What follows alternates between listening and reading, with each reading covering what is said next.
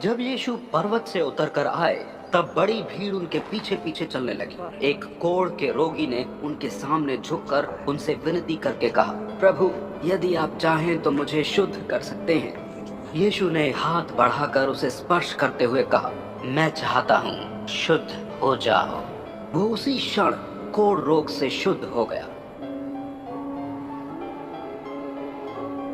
यीशु ने उसे आज्ञा दी, ये ध्यान रहे कि तुम इसके विषय में किसी को ना बताओ।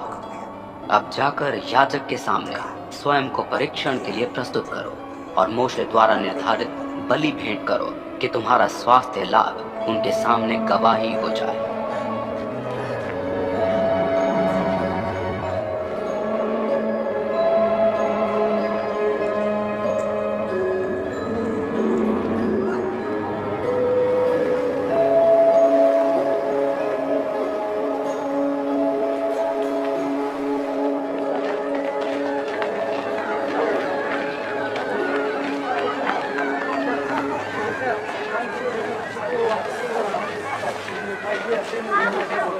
जब यीशु ने कफरनहूम नगर में प्रवेश किया तब एक सेनापति ने आकर उनसे नम्रता पूर्वक निवेदन किया, प्रभु घर पर मेरा सेवक लकवा रोग से पीड़ित है और वो घोर पीड़ा में।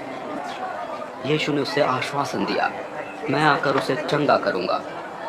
किंतु सेनापति ने कहा, नहीं प्रभु नहीं, मैं इस योग्य नहीं कि आप मेरे घर आए। आप केवल मुंह से कह दीजिए और मेरा सेवक स्वस्थ हो जाएगा। मैं स्वयं किसी के अधीन व्यक्ति हूँ और मेरे अधीन एक सैनिक टुकड़ी है। मैं एक को जाने की आज्ञा देता हूँ तो वो जाता है और दूसरे को आने की वो आता है। मैं अपने दास को आज्ञा देता हूँ ये करो और वो ऐसा ही करता है। ये सुनकर यीशु आश्चर्यचकित रह गए। उन्होंने पीछे आ रही भीड़ से कहा, ये एक सच है कि मैंने इज़राइल राष्ट्र में भी किसी में ऐसा विश्वास नहीं देखा। मैं तुम्हें सूचित करना चाहता हूँ कि स्वर्ग राज्य में अब्राहम, इसहाक और याकूब के साथ भोज में शामिल होने के लिए पूर्व और पश्चिम दिशाओं से अनेकानेक आकर संगति करेंगे, किंतु राज्य के वारिस बाहर अंधकार में फेंक दिए जाएंगे। वो स्थान ऐसा होगा जहां रोना और दांत पीसना होता रहेगा। तब यीशु ने सेनापति से कहा, जाओ, तुम्हारे लिए वैसा ही होगा जैसा तुम्हारा विश्वास है। उसी क्षण वो सेवक चंगा हो गया।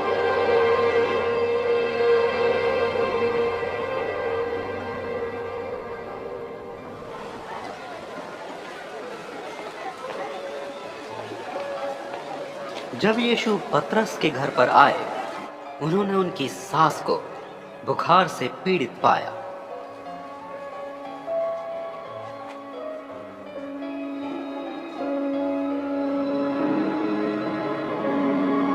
उन्होंने उनके हाथ का स्पर्श किया और वो बुखार से मुक्त हो गई और उठकर उन सब की सेवा करने में जुट गई।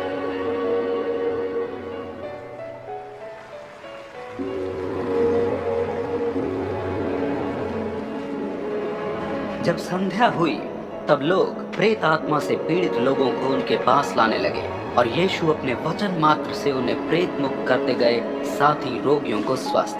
ये भविष्यद्वक्ता यशायाह द्वारा की गई इस भविष्यवाणी की पूर्ति थी।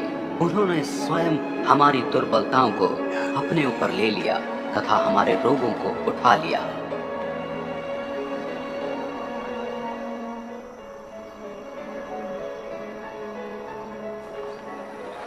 अपने आसपास भीड़ को देख यीशु ने शिष्यों को झील की दूसरी ओर जाने की आज्ञा दी।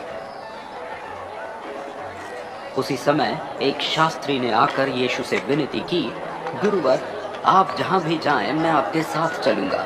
यीशु ने उसके उत्तर में कहा, लोमड़ियों के पास उनकी गुफाएं तथा पक्षियों के पास उनके बसेरे होते हैं, किंतु मनुष्य के पुत्र के पास तो सिर रखने तक का स्थान नहीं है।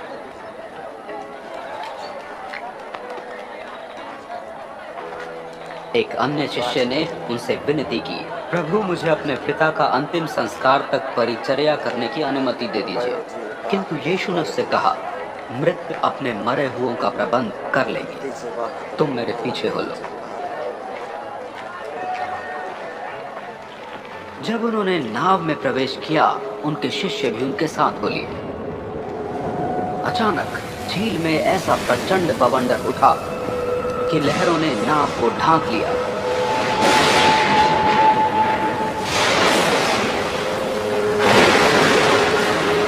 किंतु यीशु इस समय सो रहे थे। इस पर शिष्यों ने यीशु के पास जाकर उन्हें जगाते हुए कहा, प्रभु हमारी रक्षा कीजिए, हम नाश हुए जा रहे हैं। यीशु ने उनसे कहा, क्यों डर रहे हो अल्पविश्वासियों।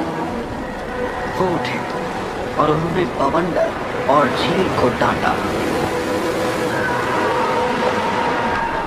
और उसी क्षण ही पूरी शांति छा गई। शिष्य हैरान रह गए और विचार करने लगे, ये किस प्रकार के व्यक्ति हैं कि बवंडर और झील तक इनकी आज्ञा का पालन करते हैं। झील पार कर वे गदारा नामक अंचल प्रदेश में आए। वहां कब्रों की गुफाओं से निकलकर 2 प्रेत आत्मा से पीड़ित व्यक्ति उनके सामने आ गए। वे दोनों इतने अधिक हिंसक थे कि कोई भी उस ओर से निकल नहीं पाता था। यीशु को देख वे दोनों चिल्ला कर कहने लगे, परमेश्वर पुत्र, आपका हमसे क्या लेना देना? क्या आप समय से पहले ही हमें दुख देने आ पहुंचे हैं? वहां कुछ दूर सूअरों का एक झुंड चल रहा था। प्रेत यीशु से विनती करने लगे, यदि आप हमें बाहर निकाल ही रहे हैं तो हमें इन सूअरों के झुंड में भेज दीजिए।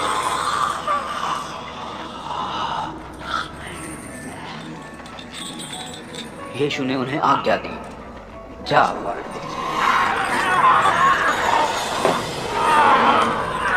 वे निकलकर सूअरों में प्रवेश कर गए और पूरा झुंड ढलान पर सरपट भागता हुआ झील में जा गिरा और डूब गया। रखवाले भागे और नगर में जाकर घटना का सारा हाल कह सुनाया, साथ ही ये भी कि उन प्रेतात्मा से पीड़ित व्यक्तियों के साथ क्या क्या हुआ। सभी नागरिक नगर से निकलकर यीशु के पास आने लगे। जब उन्होंने यीशु को देखा तो उनसे विनती करने लगे कि वे उस क्षेत्र की सीमा से बाहर चले जाएं।